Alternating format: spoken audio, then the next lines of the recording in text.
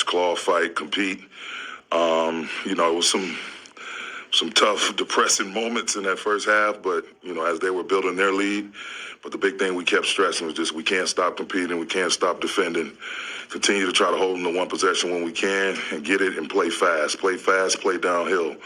And the guys never got discouraged. They had that look of frustration, but it wasn't a look of defeatedness on their faces. Everybody just wanted to stay encouraged, and as my staff, they're awesome.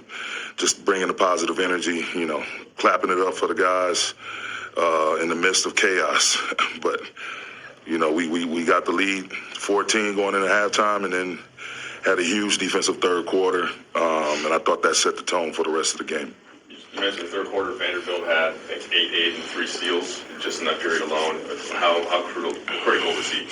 Man, his defense on Luka, his activity, his energy, him getting us extra possessions, him getting big defensive rebounds, Dennis's activity as well. But Vando, that's a tall task, to try to manage that matchup. As skilled as Luka is, one of the top 5 players in our league, easily, hands down. He was up for the challenge. He took the challenge and just tried to make it as difficult as possible for him.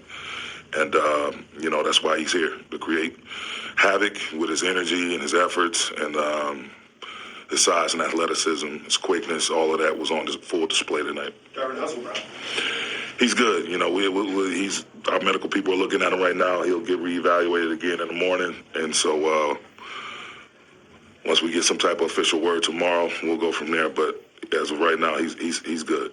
Did you hear him say that he had heard something pop? That was kind of...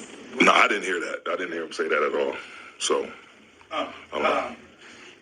you guys are down 27 at that point. I think Dallas is like plus 40 from the three-point line. Normally, it would take some shooting to get back into the game. Just a little bit. Yeah, you guys only got just a little bit. Yeah. How did you guys turn this game? I just think we walked them down, man, with our aggressiveness. Again, going to the basket, really living in the paint, forcing them, to play a more physical game than they probably wanted to. AD was phenomenal. Brian had his stretches phenomenal. That was the thing. You look at the stats, and we only make 6 threes. They make 20, and we still come up with the W. The free throw line, we try to use that as a weapon, to try to constantly, again, play downhill, force the referees to make calls, and to force them to defend us without fouling, and we were able to do that. And again, we didn't settle. We did not settle. So 62 points in the paint is huge, and I think that was one of the ways. And we played faster. We began to play a lot faster. Darvin, thinking to that, AD had 2 huge buckets down the stretch, and then with the turnaround jumper after he's screaming, I'm a bucket. That swagger from AD, we've seen it at various points this season. Have you been looking for that since he came back from his injury? How good is it to see? Absolutely, it's great to see. I know he's having fun, again, playing pain-free.